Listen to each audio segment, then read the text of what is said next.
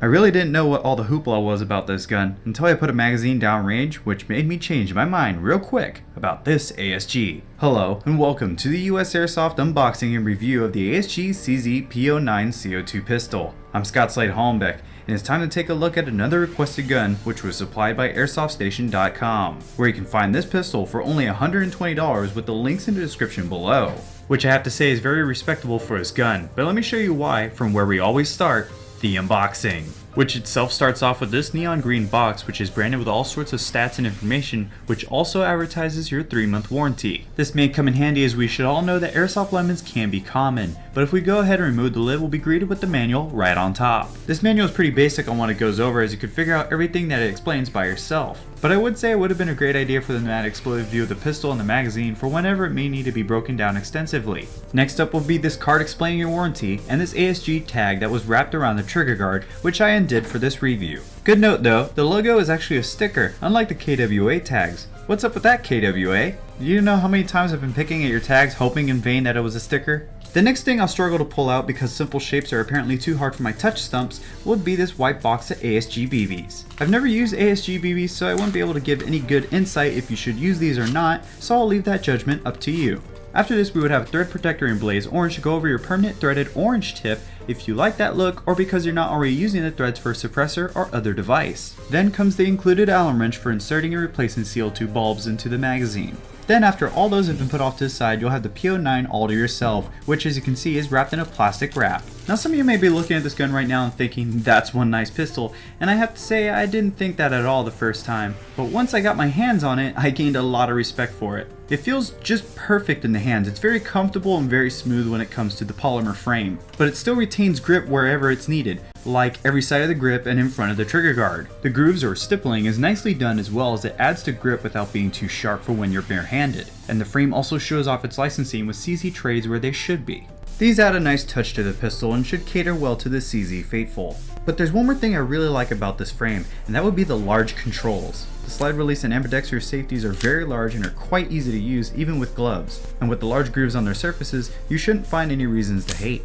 The safety itself pops in very well and stays in place, but can only be activated if the hammer is back. And unlike many other ambidextrous safeties, both sides perform equally, meaning neither one needs more force than the other. And on another good note, this pistol can perform the power stroke action very well. And the release of the slide is very clean without any jerk or slowing in any stages. When it comes to the magazine release, however, we have a normal size release that is located only on the left side, which will release this 26 round CO2 magazine. Now normal green gas magazines do exist, however this is the magazine that came in the box, which performs very well with this CZ. Going further into the magazine, we have an all metal construction with a non-locking spring and follower. However, where it lacks, it also gains from a very simple design to help insert CO2 bulbs, which I have to say is a very brilliant feature. And this is why. At the base of the spring follower, you'll notice this tab, which when pulled away from the base, will release tension from the base plate. When that is slid away from the magazine, you'll expose the large Allen screw, which holds the bulb in place. And when you're ready to get into the game, you'll find that putting the plate back on is as easy as taking it off.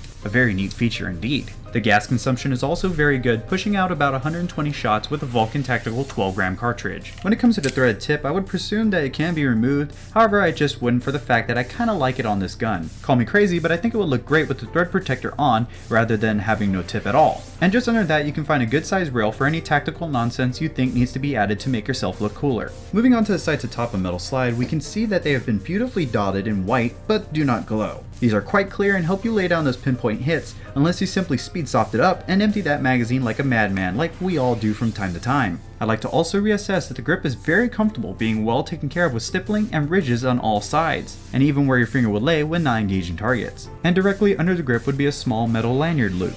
One thing I would like to point out as an oddity would be how ours is a bit sporadic when it comes to firing at times. This odd behavior only happens whenever the pistol is not racked properly using the slide. The hammer can stick and not even do anything at all sometimes. But this is an issue that shouldn't occur if you treat it properly and realistically, as you would need to rack the slide to fire a round unless it was already chambered and primed. Talking about firing, the recoil felt is very respectable and shouldn't cause you to stray too far away from your follow-up shot's location. Thanks to the lower frame, the shots are also quite comfortable when barehanded.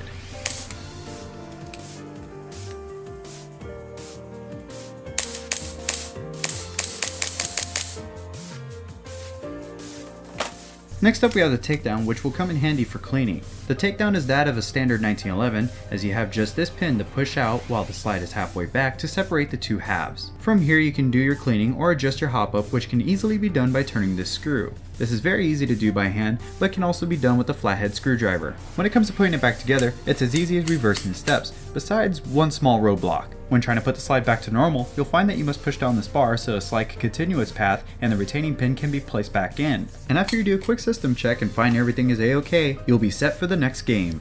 One more thing I'd like to show you about this ASG is while reviewing the gun, I noticed that it has a bit of a soundtrack. That ticking sound you hear would be the magazine shaking back and forth due to a bit of a gap between the magazine well and the mag itself. It could be a whole lot worse, but I just thought it was worth noting. When it came to chrono, we had a fun surprise of 3,161 feet per second, but after that and a 66 feet per second reading, we came to a high of 380 and a low of 355, with a new 12 gram CO2 and 0.2 gram BBs.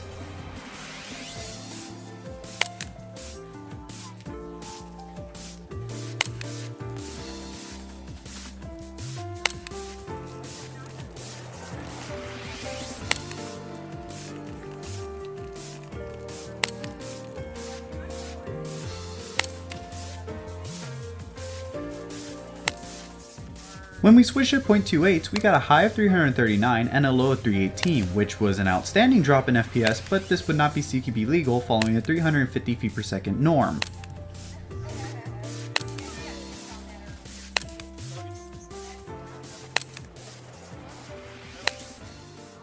Now for some actual shooting, I would say that this is a real snappy pistol with the CO2 magazine, but it feels good to fire it.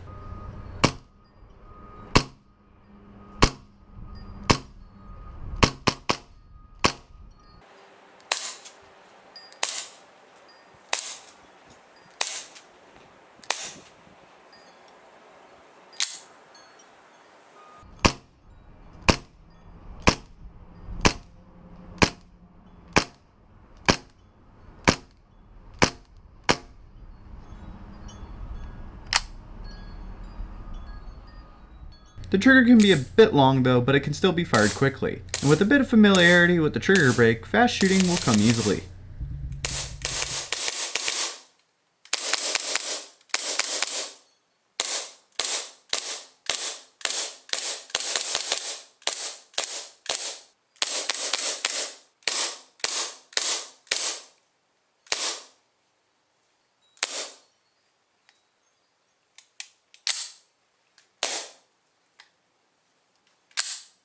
One of the last things I thought would be a bit fun was to add an amplifier, as the pistol alone is a bit loud, so why not make it louder?